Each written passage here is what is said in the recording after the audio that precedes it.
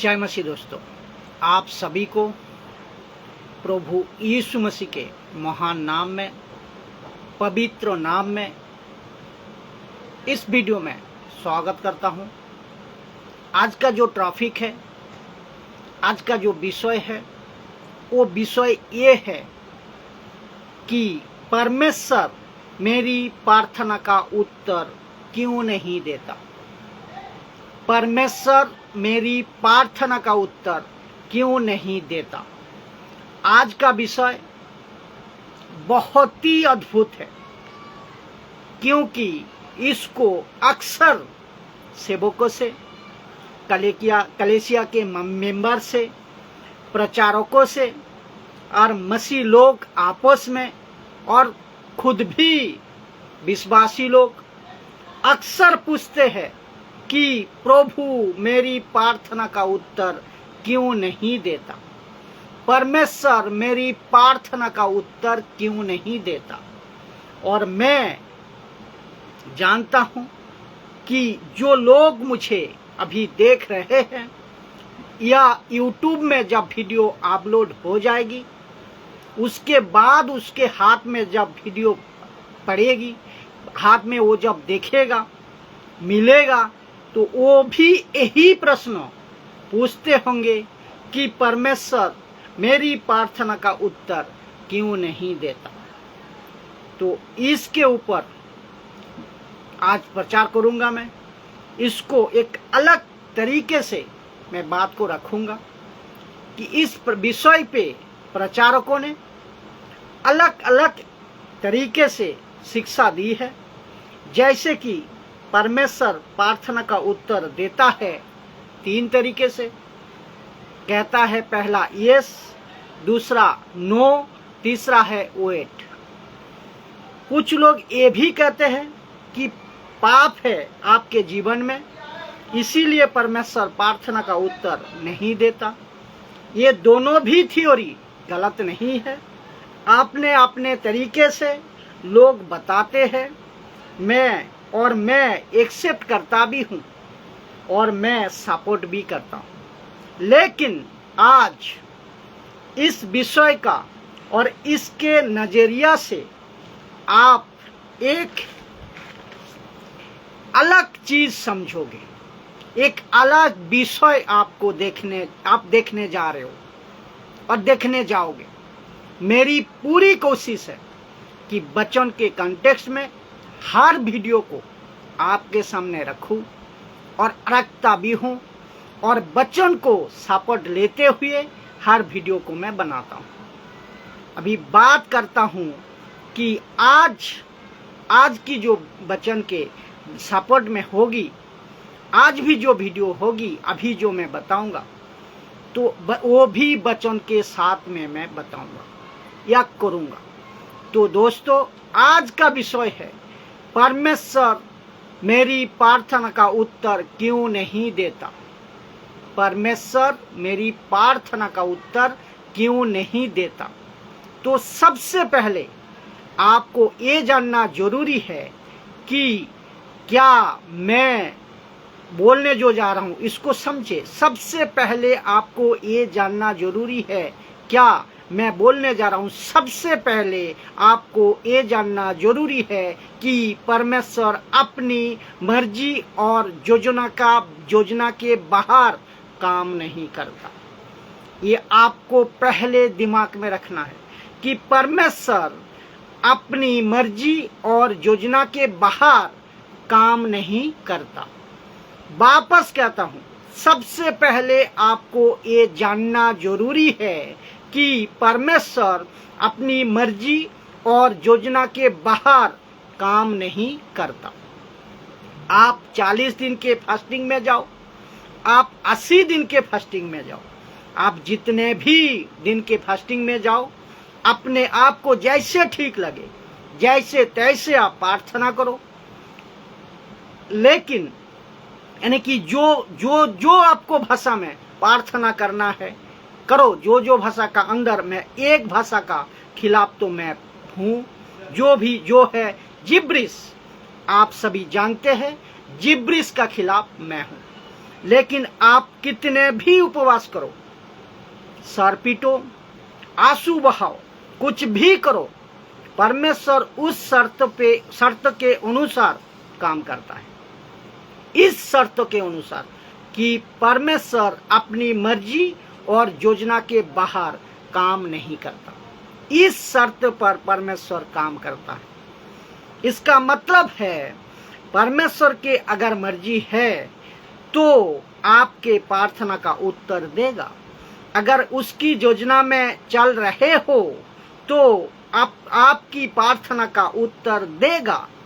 अगर आप उसके मर्जी में नहीं हो, आप उसके योजना में नहीं हो, वो आपकी प्रार्थना का उत्तर कतई कभी भी नहीं देगा।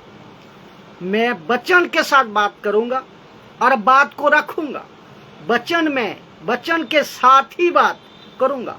और ये वो जो दो कंसेप्ट है, दो थियोरी है, आप उसको भी लेकर चलिए। अगर प्रश्न तो भी उठता है कि पाप नहीं करता, कहता है कि पाप नहीं करता, मेरी प्रार्थना का उत्तर नहीं देता, नहीं सुनता, मैं सारे शर्तों को मानने को तैयार हूं, फिर भी परमेश्वर मेरी प्रार्थना का उत्तर क्यों नहीं देता? मैं बाइबल पढ़ता हूं, मैं कलेसिया जाता हूं, मैं अच्छे काम करता हूं, मैं दशमांश टाइट भी देता हूं, परमेश्वर को पैसा भी देता हूं, मैं परमेश्वर को ऑफरिंग भी देता हूं, वो सब XYZ। मैं वापस कहता हूं, परमेश्वर के मर्जी बिना परमेश्वर प्रार्थना का उत्तर नहीं देता। परमेश्वर के मर्जी अगर नहीं है, आपकी प्रार्थना उत्तर नहीं देगा। उसकी योजना में आप नहीं चल रहे हो, परमेश्वर आपकी प्रार्थना का उत्तर नहीं देगा। सीधी सी बात है, सीधी सी बात कहता हूं ना। वचन को आपके बीच में रखूंगा, आपको बीच में वचन रखने जा रहा हूं। तो परमेश्वर प्रार्थना का उत्तर क्यों नहीं देता? पहला यूहन्ना 5:14। मैं चाहता हूं कि आप लोग हमेशा इस वचन को याद रखो। कौन सा? पहला यूहन्ना 5:14 लिखा है, और हमें उसके सामने जो साहस होता है, किसके सामने? परमेश्वर के सामने जो साहस होता है वो यहाँ है कि यदि हम उसकी इच्छा के अनुसार कुछ मांगते हैं तो हमारी सुनता है।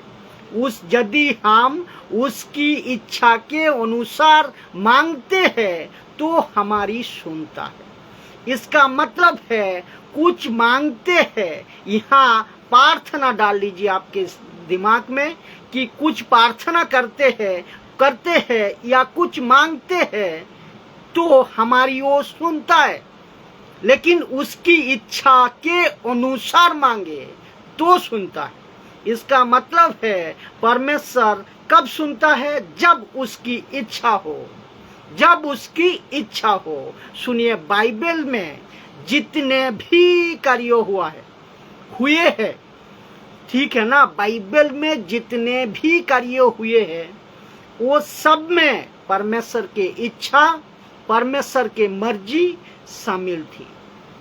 मैं प्रूफ दूंगा, वापस कहता हूं, बाइबल में जितने भी बाइबल में कार्य हुए हैं वो सब में परमेश्वर की इच्छा शामिल थी। वो चाहे ओल्ड स्टेटमेंट हो या न्यू स्टेटमेंट हो, वो चाहे नूह का जहाज हो, परमेश्वर की मर्जी, इसीलिए वो चाहे नूह का जहाज हो, परमेश्वर की मर्जी थी, इसीलिए परमेश्वर ने उसको बचाया।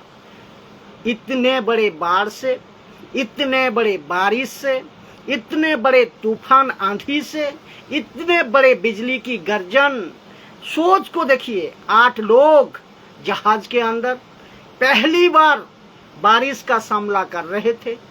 मानव हिस्ट्री में, मानव इतिहास में पहली बार ऊपर से पानी गिरा था, क्योंकि उसके पहले इंसानों को पता नहीं था कि पानी कहाँ से आता है, बारिश नाम की कोई चीज है या नहीं, वो पता नहीं था इंसान को उसके पहले।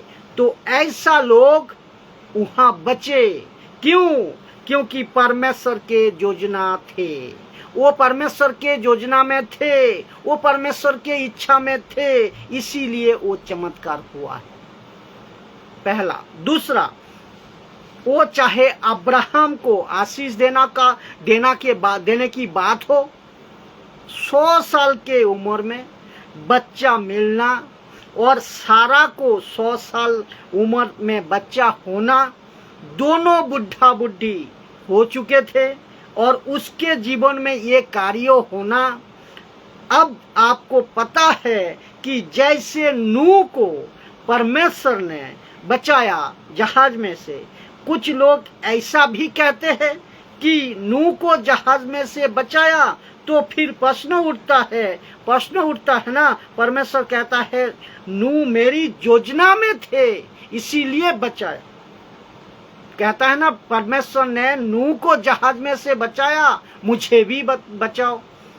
तो नूह परमेश्वर के योजना में थे, नूह परमेश्वर के इच्छा में था। तुम मेरी योजना कहाँ में हो? तुम अगर मेरी योजना में हो, तुम अगर मेरी योजना में कहाँ है, ये प्रश्न उठता है। अगर तुम मेरी योजना में हो या है, तो मैं तुमको नूह से भी बढ़कर बचाऊंगा, तुझे आशीष दूंगा। कुछ लोग कहते हैं अब्राहम को आशीष दिया, मुझे भी आशीष दो। अब्राहम के आशीष के ऊपर गाने भी बने, प्रचार भी बना। तो और वो चाहे अब्राहम की आशीष हो, कुछ लोग तो ये कहते हैं कि देखिए, सुनिए, ये बात को आपको समझना होगा। रोमियो का 4 अध्याय 17 से 18 में आपको पता होगा, कहते हैं जो चीजें नहीं है अब्राहम नाम लेता था, मानो वो है। तो आजकल के लोगों ने कहा कि गाड़ी के शोरूम में जाएंगे, वो महिंद्रा हो या मारुति हो, जो भी है, हाथ रखेंगे और कहेंगे कि प्रभु ये गाड़ी मेरी हो जाए। क्या मूर्खता है, क्या ना समझ वाली बातें हैं? आप खुद सोच को देखिए, ऐसा कभी नहीं होगा।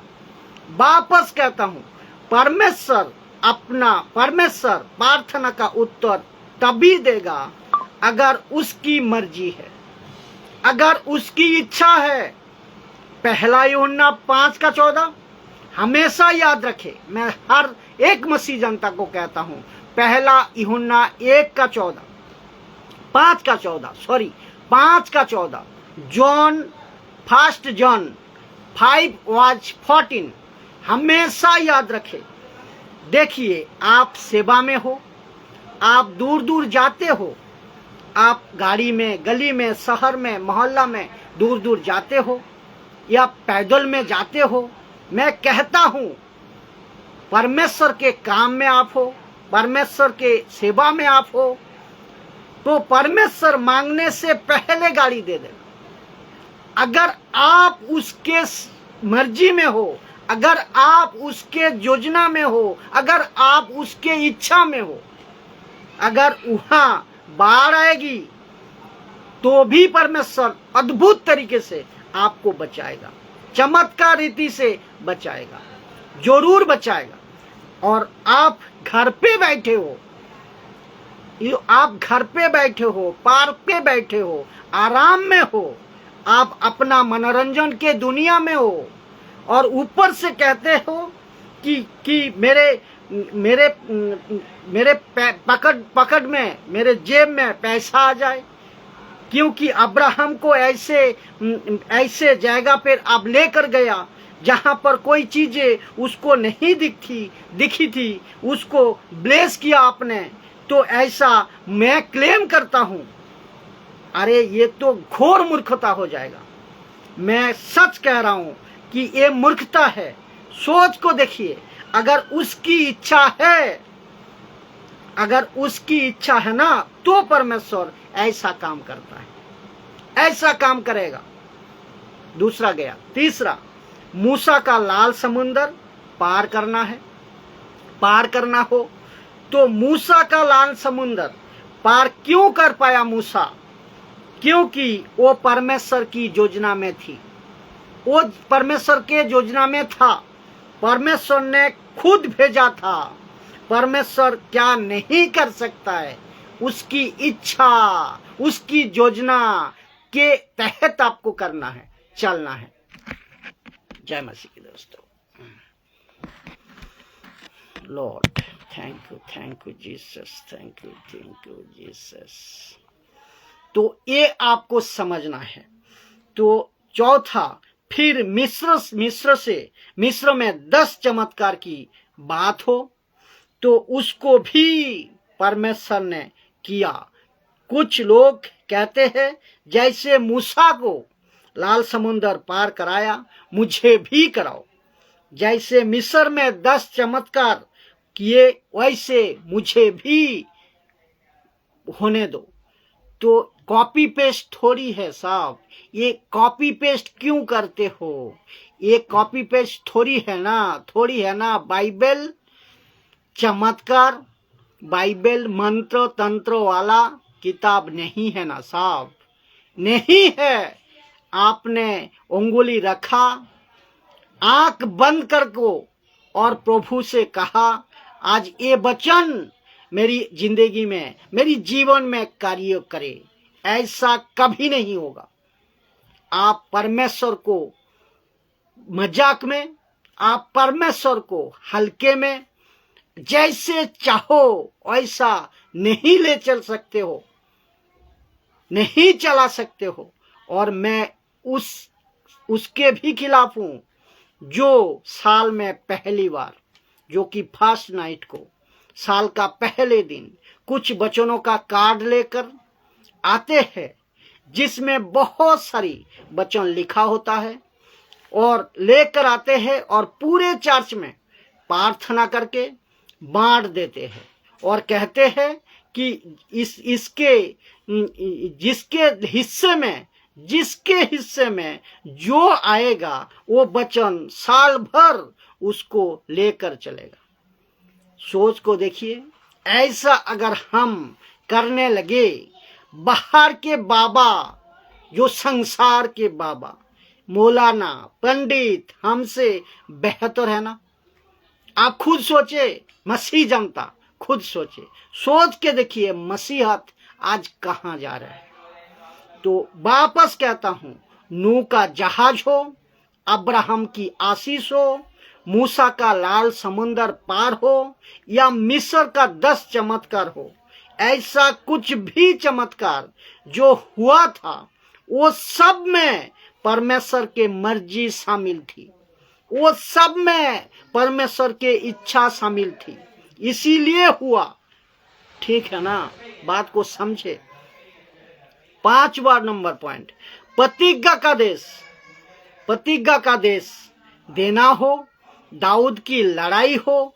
प्रतिज्ञा का देश मतलब परमेश्वर कहा था मैं तुमको प्रॉमिस लैंड पे ले जाऊंगा, पहुंचाऊंगा, प्रतिज्ञा का देश में पहुंचाऊंगा। दाऊद की लड़ाई जिसमें वो गलियाद को मारा था, क्यों मार सका? परमेश्वर की योजना थी, परमेश्वर की इच्छा थी। प्रतिज्ञा के देश में क्यों मिला? क्योंकि परमेश्वर की योजना थी। कुछ लोग कहते हैं जैसे दाऊद ने गोलियाद को मारा, मैं भी मारूंगा। ऐसा नहीं रे बाबा, ऐसा नहीं है भाई। आपको पहला परमेश्वर की योजना में आना होगा, आपको पहला परमेश्वर की इच्छा में आना होगा, तब जाकर परमेश्वर काम करेगा। अच्छा, ये सब जितने घटना अभी बताई मैंने और आगे भी बताऊंगा, वो सबसे आप ज्ञान हासिल कर सकते हैं और सबसे आप परमेश्वर के ताकत को समझ सकते हैं। इन सभी में परमेश्वर क्या कर सकता है वो बातें को आप समझ सकते हैं, परमेश्वर को समझ सकते हैं। लेकिन जब खुद की बारी आती है, जब अपनी बारी आती है, जब अपनी बारी आई, तब परमेश्वर को बोलना, प्रभु अगर ये तेरी मर्जी है, अगर ये तेरी इच्छा है, अगर मैं तेरी योजना में हूं, मैं तेरी मिशन में हूं, तो तू मैं जानता हूं तू ये पूरा करेगा, तो मैं जानता हूं तू ये पूरा करेगा। ठीक है ना। मत्ती 6:33 अभी नहीं भूलना, इस वचन भी गजब है। मत्ती 6:33 पहला उसकी राज्य की खोज करो, सारी चीजें मिल जाएगी। ये वचन को कभी नहीं भूलना, जो मत्ती 6:33 कभी नहीं भूलना। पहले उसकी राज्य की खोज करो, सारी चीजें मिल जाएगी। देखिए, छठवा, गिदोन की लड़ाई हो, सामसून की लड़ाई हो। गिदोन की लड़ाई आप जानते हैं कि 32,000 सेनाओं को रखकर वो लड़ सका, वो नहीं लड़ सका। क्यों? क्योंकि परमेश्वर ने कहा, बेटा ये तेरी लड़ाई नहीं है, ये मेरी लड़ाई है। 300 लोगों के द्वारा उन्होंने जो है गिदोन को मिदानियों को मारा या फिर उसके ऊपर विजय पाई। तो सामसून की कहानी आप जानते हैं। सामसून की कहानी या लड़ाई हर कोई जानता है। सामसून और दलीला वो फिलिस्तीन को मार सका। क्यों? क्योंकि उसमें परमेश्वर की योजना थी। दानियल का शेर का मान से जाना हो, दानियल का शेर की मान से जाना हो, या सद्रक मेशक आबेदन का आग हो, या फिर आग से बच निकला हो, एलिया हो या एलिसा हो, ये सब घटना, ये सब हम भी खुद आपको ये बात को समझना होगा। जब हम कभी खुद तकलीफ के लिए, जैसे कि बाहर के बात चलती है, बाहर में एक बात चलती है, एक कहावत चलती है, कहता है ना, गुड़ की जिलेबी जी की तसल्ली। ताकि कभी भी गुड़ की जिलेबी नहीं बनती, गुड़ की जिलेबी कभी नहीं बनती शक्कर की, चीनी की। लेकिन मन के तसल्ली के लिए कहते हैं गुड़ की जिलेबी जी की तसल्ली, ऐसे कुछ कहते हैं। तो बाइबल में लिखा है परमेश्वर ने ऐसे कार्य किए हैं, जो कि किए हैं। दानियल को शेर की मान से बचाया, दाऊद को गलियाद से बचाया और या फिर विजय हासिल करवाया, और सद्रक मेशक आबेदन को आग से बचाया। एलिया और एलिसा को डबल पावर दे को इस्तेमाल किया। परमेश्वर मुझे भी करेगा। कुछ लोग ये कहता है, यार ये ठीक है, उनको किया था उनको, लेकिन क्यों किया था? क्यों किया था? उसकी योजना थी, परमेश्वर की इच्छा थी, तो इसीलिए किया था। वो उनकी योजना में थे, इसीलिए उनके साथ हुआ। मैं वापस कहता हूं, आप इसमें बढ़कर कर सकते हैं, इससे बढ़कर आप कर सकते हैं कि यूहन्ना की किताब 14:12। लेकिन कम से कम उसकी मर्जी तो जानो, कम से कम उनकी इच्छा तो जानो। आप घर बैठकर परमेश्वर को हुकुम करोगे कि परमेश्वर आपको जो है ना, मुझे लड्डू की तरह आशीष दे दो, ये कभी नहीं होगा, ये कभी नहीं होगा। ही विल नेवर हैपन, ये कभी नहीं होगा। और इसको सुनिए, यीशु का कोई भी चमत्कार हो, जैसे कि आंधी तूफान को थमाना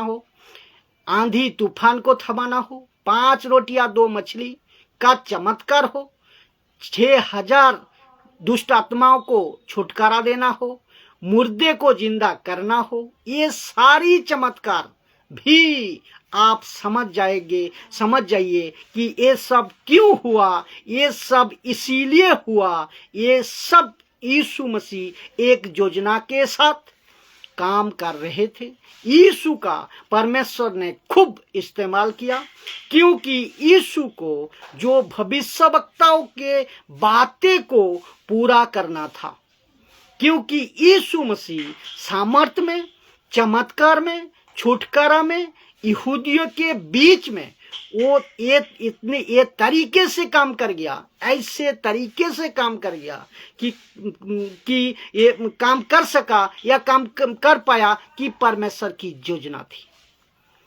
जैसे मूसा को इजिप्ट में भेजा था चमत्कार को दिखाकर, वैसे यीशु को यहूदी के बीच में भेजा पूरे पावर के साथ, पूरे सामर्थ के साथ, पूरी तरह के लोडेड, जिसको कहता है एकदम फिल अप, लोडेड कर को यीशु के तो यीशु के कपड़े से भी सामर्थ निकालती थी। अब कुछ लोग कहते हैं औरत ने यीशु के दामन छुआ। देखिए साहब, मैं भी बताऊं आप लोगों के, बहुत सारा लॉजिक लगाकर प्रचार कर सकते हैं, लेकिन बात आकर वही खड़ी होती है या वही खड़ी होगी। कौन सा? वो है 1 यूहन्ना 5:14। ये वचन खड़ी हो जाती है, ये वचन खड़ी हो जाएगी। अगर उसकी इच्छा नहीं, अगर उसकी मर्जी नहीं, तो सब गड़बड़, सब बेकार। तो इसको भी सुनिए, मत्ती 7:7, मत्ती 7:11, मत्ती 7:7, मत्ती 7:11। आप सभी जानते हैं मत्ती 7:7 क्या लिखा है। लिखा है, मांगो तो दिया जाएगा, ढूंढो तो पाओगे, खटखटाओ तो तुम्हारे लिए खोला जाएगा। लेकिन आपको पता होता है कैसे, मैं आपको समझाऊं, लेकिन आपको पता है होता क्या है। कहते हैं, प्रभु आपने कहा इसीलिए मैंने मांगा, प्रभु आपने कहा इसीलिए मैंने कहा, कि प्रभु आपने कहा ढूंढो तो पाओगे, मांगो तो दिया जाएगा, खटखटाओ तो तुम्हारे लिए खोला जाएगा। और इसीलिए मत्ती 7:7 को लोगों ने बिल्कुल लड्डू की तरह ले लेते हैं। और मत्ती 7:11 में इसको, लेकिन ये इसके पीछे भी मकसद है, ये मत्ती 7:7 का पीछे भी तो। और मत्ती 7:11 क्या कहते हैं सुनिए। लिखा है, जब तुम बुरे होकर अपने बच्चों को अच्छे वस्तु देने जानते हो, तो तुम्हारा स्वर्गीय पिता मांगने वाले को अच्छी वस्तु क्यों ना देगा। तो इसका मतलब है बाप से बच्चों का, ये कौन सा बाप है? ये सांसारिक बाप है, बाप और बेटे का रिश्ता है। तो ये कॉन्सेप्ट आपको यहाँ फिट नहीं बैठेगा, ये नहीं चलेगा। मत्ती 7:11 वाला कॉन्सेप्ट यहाँ पर नहीं चलेगा। जो सांसारिक बाप और सांसारिक बेटे की बात हो रही है, ये कॉन्सेप्ट नहीं चलेगा। ये वचन मत्ती 7:11 क्यों लिखा है, इसके पीछे भी कारण यीशु का पहाड़ी उपदेश आपको ही पता होगा। अगर पता होगा यीशु मसीह क्या कहा, यीशु मसीह क्या समझाने चाह रहे थे, मेरी मर्जी पूरा करो। पहाड़ी उपदेश में यीशु ये समझाने चाह रहे थे कि मेरी मर्जी पूरा करो, मेरे पीछे चलो। उसके बाद एक बाप को पता है, तब ये लाइन आता है, तब उसके बाद एक बाप को पता है कि तुम्हें क्या चाहिए। क्योंकि इसके ठीक पहले 6:33 में पहले उसके राज्य की खोज करो, तो सब कुछ मिल जाएगा। तो कॉन्टेक्स्ट में आ गया कि संदर्भ में ये आ गया, तो पता चलेगा संदर्भ को जब आप पढ़ोगे। एक वचन को उठाकर किसी प्रकार कोई भी डॉक्ट्रिन या सिद्धांत मत करिए, क्वालिटी प्रचार करिए। तो मरकुस के किताब भी सुनिए, मरकुस के किताब 11 का 24।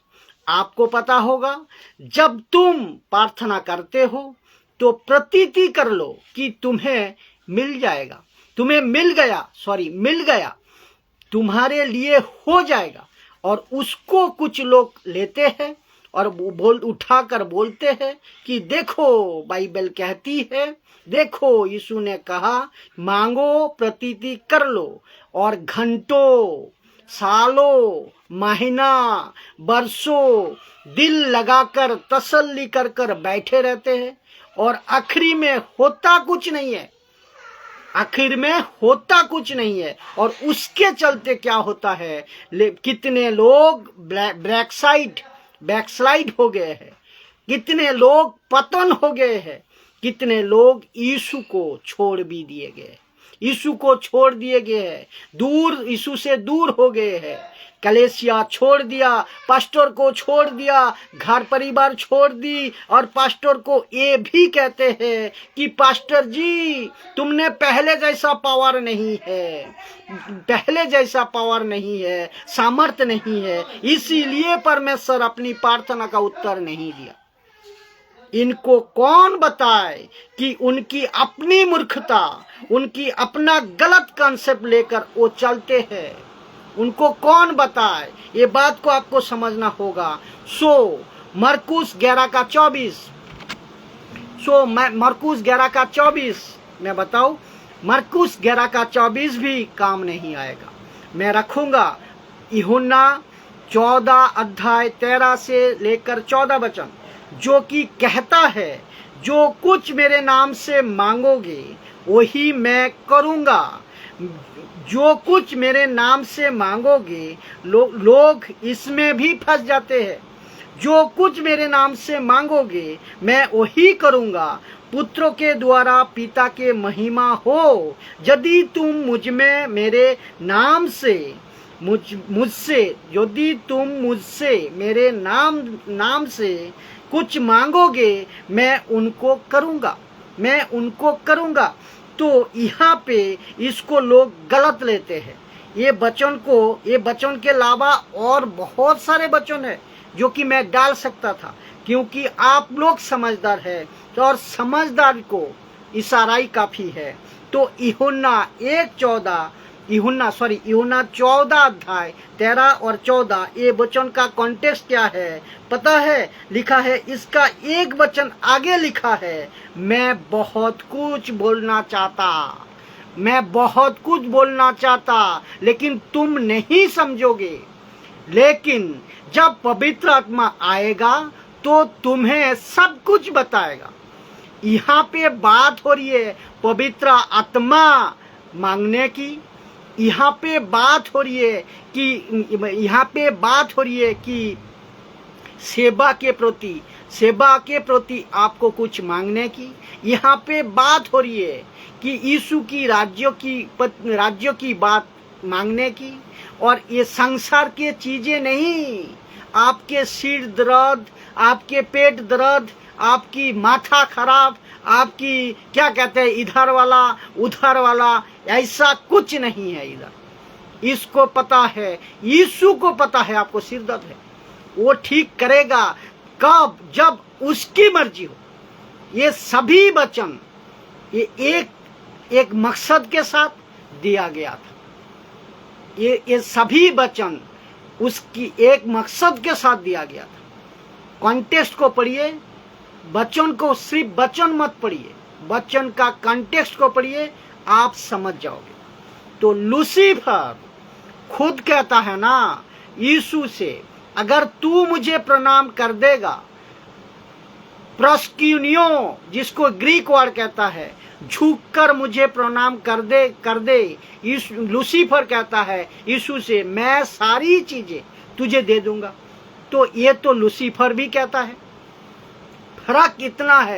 फर्क है, लेकिन आपको पता है कि एल्मेनाइटिक ग्रुप और जितने भी बड़े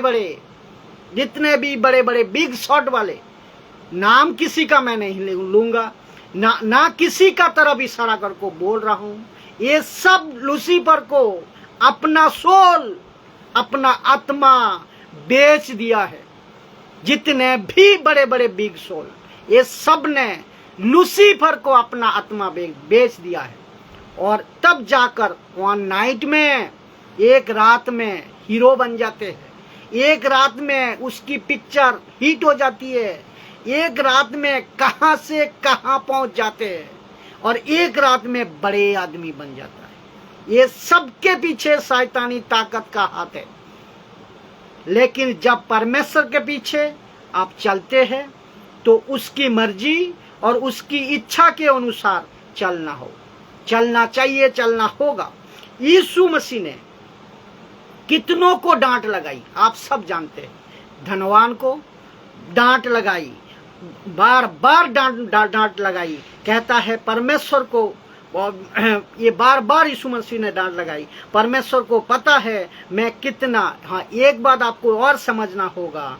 तो कहता है परमेश्वर को पता है कि आपको कितना पैसा देना है, आपको उतना ही देगा। परमेश्वर को पता है कि आपको कौन सा घर देना है, वही घर देगा। और परमेश्वर को पता है आपके साथ में क्या करना है, वो ही करेगा। आपको पता है क्यों?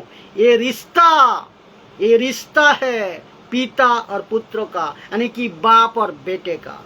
वो रिश्ते के चलते हर जरूरतों की आपकी पूरा करेगा। वापस कहता हूं, अगर तुम उसकी मिशन में हो, अगर तुम उसकी मर्जी में हो, अगर तुम उसकी इच्छा में हो, तो सीधी कितना अद्भुत है। अगर परमेश्वर के घर बनाओगे आप, परमेश्वर के घर बनाओगे आप, परमेश्वर आपका घर क्यों नहीं बनाएगा? एक वचन कहता है आप परमेश्वर का कार्यों को करोगे तो परमेश्वर आपका कार्यों क्यों नहीं करेगा। नीति वचन 11 का 25 से 26 कहता है, वहां लिखा है दूसरे को खेती में पानी डालेगा तो परमेश्वर आपका खेती में सींचेगा, उसकी भी खेती सींचेगी। कह रहे दूसरे को खेती में तू पानी डालेगा तो परमेश्वर तेरी खेती में पानी डालेगा। और पहला शमूएल 2 का 24 या 30 कहता है तू परमेश्वर का आदर करेगा तो परमेश्वर तेरी आदर करेगा। तो मैं वापस कहता हूं, ये सारी वचनों को अभी तक हम क्या सोचते थे? मत्ती 7:7, मैं दोबारा बताऊं, मत्ती 7:7, मत्ती 7 का 11, मरकुस 11 का 14 और यूहन्ना 14 अध्याय 13 से 14, ना जाने और कितने वचनों जो कि उसको उठाकर एक तरफा कुछ प्रचारक उठाकर प्रचार करते हैं। प्रभु आपने बोला मैंने किया, प्रभु आपने बोला मैंने किया। तो फिर कभी कभी प्रभु को भी लगता होगा, कभी कभी प्रभु को भी लगता होगा कि बेटा तू ऊपर एक बार आ जा, मैं तुझे समझा दूं। और ये होता होगा परमेश्वर को। आप जब कभी भी वचन को इस्तेमाल करते हैं ना, तो मकसद को समझना जरूरी है। आप जब कभी भी वचन को इस्तेमाल करते हो तो मकसद को समझना जरूरी है। रोमियो 8 का 26 लिखा है कि इसी रीति से आत्मा भी हमारे दुर्बलता में सहायता करता है, क्योंकि हम नहीं जानते प्रार्थना किस रीति से करना चाहिए, परंतु आत्मा आप ही ऐसी आहें भर भर के जो बयान से बाहर है हमारे लिए विनती करता है। मैं चाहता हूं कि इस वचन को ठीक से समझे कि प्रार्थना किस रीति से करना चाहिए हम नहीं जानते। उसके चलते कई बार क्या होता है, हम अपना जैसे मर्जी प्रार्थना कर जाते। मैं और एक बात रखना चाहता हूं, और ये बहुत जरूरी है। आजकल फेसबुक में, सोशल प्लेटफॉर्म पर प्रचारकों की भरमार है, बाइबल टीचर की भरमार है। पास्टर हो, अपोस्तल हो, वो सब प्रचार करते हैं। वो लड़का लड़की यूथ सब प्रचार करते हैं, प्रचार बन जाते हैं, प्रचारक और प्रचार करते हैं। कई जवान दास दासिया प्रचार कर रहे हैं। बहुत अच्छा है, करना चाहिए हर एक को। लेकिन मैं फिर से कहता हूं कि वचन को पहले स्टडी करो, वचन को पहले समझो, कंटेक्स्ट में समझो, वचन को अंडरस्टैंड करो। जो वचन को नहीं समझते हैं और प्रचार करते हैं, वो सब गड़बड़ कर देना। मैं फिर से कहता हूं, पूरी गड़बड़ हो जाएगी। तो इसीलिए यीशु ने कहा मत्ती 13:19 में, जो वचन को नहीं समझता लूसीफर उसको बिगाड़ देगा। यीशु ने साफ कहा है, जो वचन को नहीं समझता लूसीफर उसको बिगाड़ देगा। जो वचन को नहीं समझता है, ये आपको समझना होगा। आजकल फेसबुक के ऊपर, सोशल प्लेटफॉर्म पर बहुत सारे प्रचारक हैं और प्रचार कर रहा है, अच्छा है। जब रोल करते करते मैं किसी को 1-2 मिनट के लिए मेरी आंखों के सामने आ जाए, मैं सुनता, तो मुझे इतना गुस्सा आता है कि मैं इनको क्या जवाब दूं। कहते हैं कि आपको प्रभु अभी छू रहा है, कहता है आपको प्रभु अभी छू रहा है। Receive the अनाउंटिंग, receive the blessing. अरे यार, ये क्या चल रहा है? मतलब क्या है? आप लॉट में माल बेच रहे हो। ये कैसे हो सकता है? कैसे कर सकते हो? परमेश्वर का मर्जी कहाँ है, ये क्यों नहीं पूछते? परमेश्वर का मिशन कहाँ है, ये क्यों नहीं पूछते? एक व्यक्ति कैसे, वो व्यक्ति जो प्रचार कर रहा है वो कैसे है, क्यों नहीं जानते? ये ऐसा दावा करते हैं और ऐसा दावा करते हैं। अगर इतना पावरफुल हो, मैं खुद पूछना चाहता हूं, अगर तुम इतना पावरफुल हो, जो आज दुनिया में हालत है ना, आप इसको तो ठीक कर सकते हो। मैं समझता हूं ठीक तो कर ही सकते हो, तो करो ना। ये क्या चल रहा है भाई, क्या चल रहा है? सबसे पहले वचन को समझो। कुछ लोग कहते हैं भाई साहब आप जजमेंट हो गए हो। ये जजमेंट नहीं हूं मैं। ये किसी को दोष लगाने में या किसी को नीचे गिराने के लिए नहीं बात कर रहा हूं मैं। बात यहाँ पे हो रही है मसीह समाज की, बात यहाँ पे हो रही है परमेश्वर की, बात यहाँ पर हो रही है यीशु की, बात यहाँ पर हो रही है परमेश्वर के नाम के सम्मान की। बाहर तमाशा नहीं बनना है, नहीं बनाना है। अविश्वासियों में तमाशा नहीं जाना चाहिए। जब हम संसार से प्रभु में आ गया तो वचन को समझ गया। वचन को समझने का बाद संसार के बाबा, पंडितों, मौलाना कहते हैं ना, वो लोग कहते हैं ना, अरे वो लोगों को हम कहते हैं ना, अरे यार देखो तेल पानी बेच रहा है, अरे यार देखो पत्थर का आगे माथा टेक रहा है, अरे यार रात में अंगूठी बेच रहा है। गलत है, ये गलत है, ये गलत है। लेकिन हम अगर खुद ऐसे करें, आजकल जो चल रहा है, तुम भी, तब तो तुम भी उसी ट्रैक पे चल रहे हो ना भाई। तो ऐसा कुछ नहीं करना, ऐसा कुछ नहीं करना। आज आपको एक बात तो समझ आ गई होगी कि आपने मेरी प्रार्थना का उत्तर परमेश्वर क्यों नहीं देता। ये बात तो आप समझ गई होगी, आपको इसका जवाब मिल गया होगा। आपका प्रार्थना होनी चाहिए कि परमेश्वर की मर्जी के अनुसार।